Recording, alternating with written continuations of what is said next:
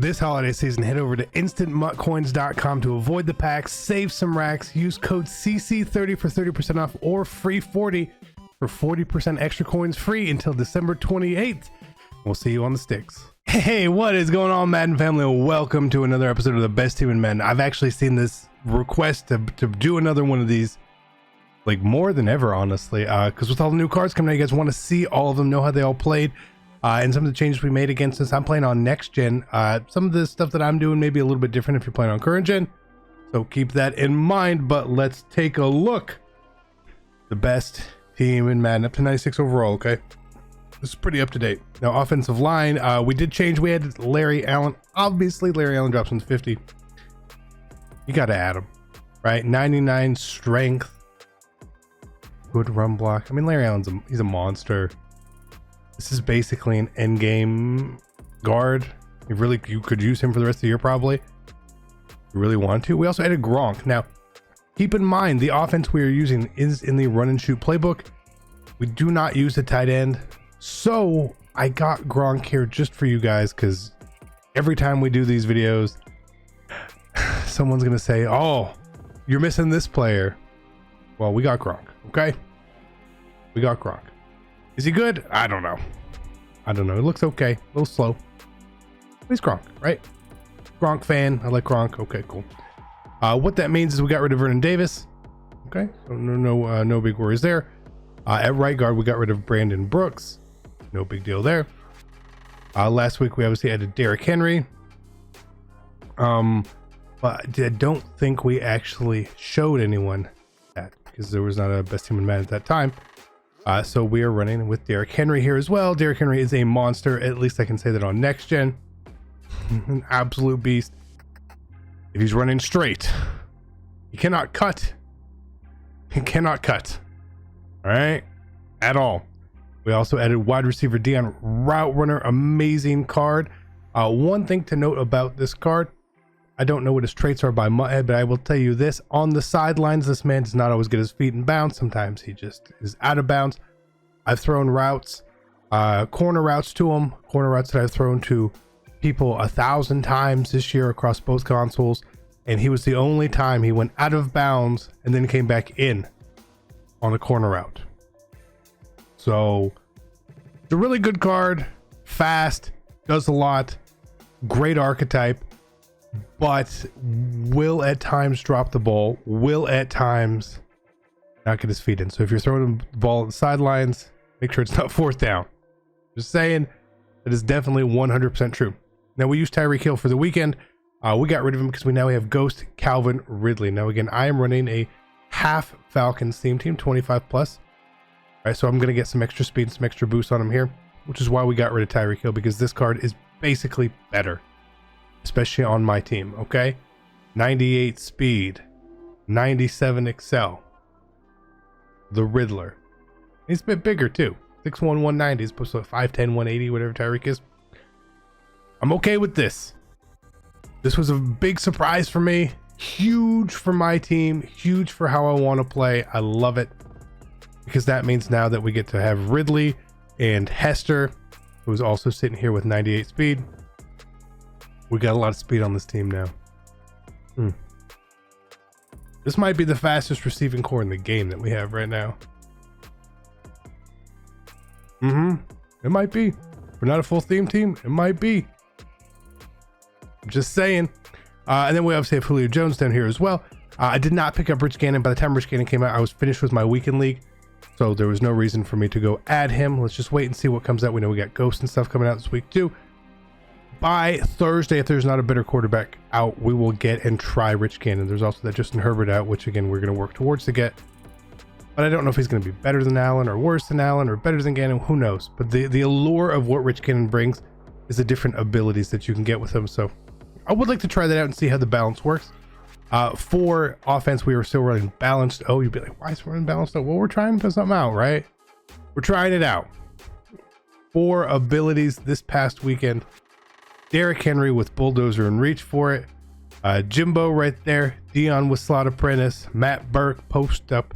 Edge Protector. Julio with Slot Apprentice. Josh Allen, Pocket Data, and Gunslinger. Reggie Bush was back for Mass. Now 2 running backs. The abilities feels a little odd, but it worked out really well because we got third. Yeah, we got third, right? So it's pretty good. Defensively, bigger changes, and I want to talk about abilities first, okay? So you see we only have 8 on here because I've got to make some changes because of all these cards that just came out. The Calvin Johnson and the Isaiah Simmons, right? I don't know where I want to put people, but again, on next gen, I was running Sean Taylor at safety. Be like, why wouldn't you use him? I need as much speed as I can in my deep end, right? So I play some cover 2, cover 3. We have a deep out zone KO on him for him to react and knock the ball out. Peppers, we had reach elite because again, running the ball was more of a problem. Cam Chancellor, again, deep out zone KO and secure tackler. Probably could take that off. Didn't really notice it all that much. And then Aaron Donald with inside stuff. So we have 2 ability points. I'm not sure where we're going to put them. Probably 2 acrobats on our users, which would now be Isaiah Simmons and Calvin Johnson. Just laying that out there, okay? Sean Taylor hits 98 overall for us. Like a lot of people, right? 96 speed, 96 excel, 99 zone. You've seen this card, you know this card. This card is great, phenomenal. 6'2", love it. I love it. Calvin just came out, have not used him yet, but we'll show him. Here's a 97 at free safety for us. We are not a line seam team, but this is an incredibly balanced and well-made card. I know he's not the fastest guy in the world, right?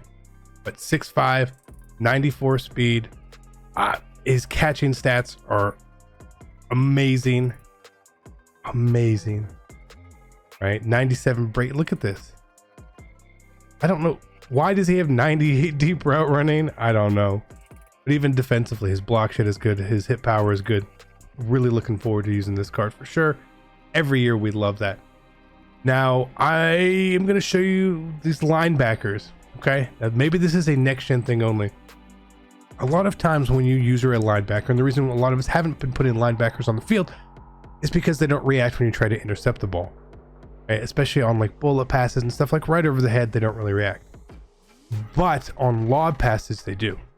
And I say that because I noticed this weekend, I was trying some stuff out, that when you are dropping linebackers into like a middle third, if you're playing a cover 2, they actually react better in coverage.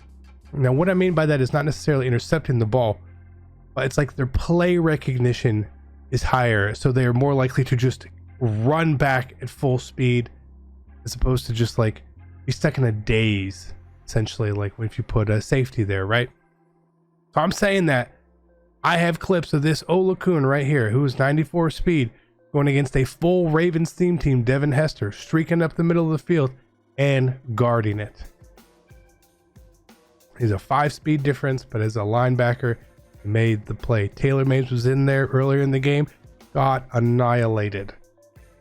Linebackers have a purpose. He may not catch the ball, but he has a purpose. Same thing with Deion Jones here. For me, again, Falcons, obviously he's a little bit faster with 96 speed. The zone, same thing. If someone throws it at you, you're still not going to animate, but on some of those other passes, it might not be so bad. We got Killer Cam and Eddie Jackson here. Love Eddie Jackson. Phenomenal card. Everyone should have him on their team, even just for depth purposes. This is a one of the better cards I've used this year for sure. One of the more noticeable cards, and he's basically free. Now, Teddy Hendricks, not a big Ted Hendricks fan generally, but this Ted Hendricks card is amazing. He does everything. He does everything. He does everything. If his price point goes down, I would pick him up. I would pick him up. He's a good card. You could have him on your team all year long almost, just to do something, right? We pulled Troy Vincent. We kept Troy Vincent. What I really love about this card is that he used to play free safety. So A, he gets free safety secondary position. B, his tackle stats are actually okay. 80 plus tackle, 60 plus block shed, almost 80 hit power. He lays some hits out there, kind of like Woodson. But again, fast corner, 99 zone. I don't really play man. Same thing here for C. Wood as well, who played really well. Very similar card to Troy Vincent, obviously. Man and zone basically just flipped. Even if you look at his stats right here, The tackle, the block shed, the hit power, all right around there. Woodson, super good. Even added him on the no money spent team. Was a necessary evil there. No changes on the D line. I don't think they dropped a single D lineman anyway. Kicker, punter, all the same here. Specialist, we're going to get to see the Isaiah Simmons that we did pull right here. Again, I have him here because I want to have Eddie Jackson in the game. Eddie Jackson gets strong safety secondary position, so I can put him there for chemistry. Cannot put free safeties in the sub linebacker spot in your depth chart. Obviously in game you can, but that's why we had to sort of do it this way. That's why Simmons is here with 97 speed, 96 XL, 94 man, 99 zone. What is the drawback of this card? I mean, the height is great. There's no real drawbacks to this card. I'm shocked they made this card this good. Shocked. Shocked. I don't know what to say. Run and shoot offense, Dolphins defense. Again, the ebook I want to work on. I feel pretty confident in it now. Let's be honest. I feel that way. Why do I feel so confident in it? Let's take a look and see. The offense that I ran, I used on both accounts this week. The defense I ran on both accounts. Again, this is next gen, right? So there's going to be everyone who's going to say that you didn't do too much. And you can't really see the weekly leaderboards here. But I will tell you, as we are basically tied for first for the month so far with one of the best Madden players of all time. Shows you how good everything's going. We got 3rd place on this account and 12th place on our no money spent for the week. So everything is working out pretty well. You know, you need good receivers for the offense. You need good adjustments on defense. That's why the defense I'm a little more hesitant with, because I'm super adjusty with what I do. But all in all, I'm really excited to play the house rules this week. I know some of you guys want the Falcons theme team. I did sell Todd Gurley because I didn't see any reason to have an 800,000 coin card just sitting there for someone we're not going to really be using. And I was expecting the series update to happen and him to get a redux. When it didn't, it kind of made me a little upset that we don't have him.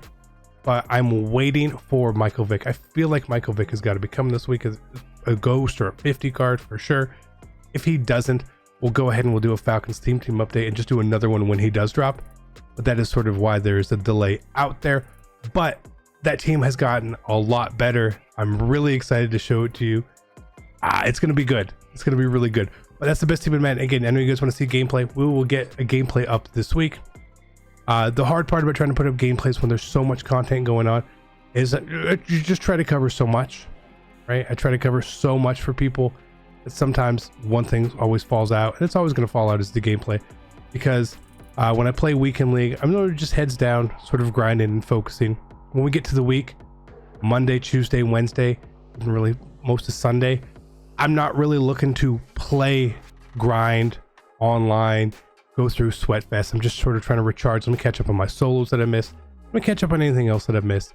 So that's normally why certain things like that fall off. I know what you guys want. And at times, I'm sorry when we don't have everything that you guys do want to see, but it's not because I don't want to do it. It's because I get a little burnt out. From playing 2 weekend leagues and doing all this stuff. So, but that's on me. I made that decision to go run 2 accounts, to play 2 accounts every weekend, to provide all that extra, the showing that I could do this no money spent. Because everyone always just said that we were only good because of our team. That's kind of funny, isn't it? Feels good. Be great. Take care. I'll see you guys next time. I'm out. Peace.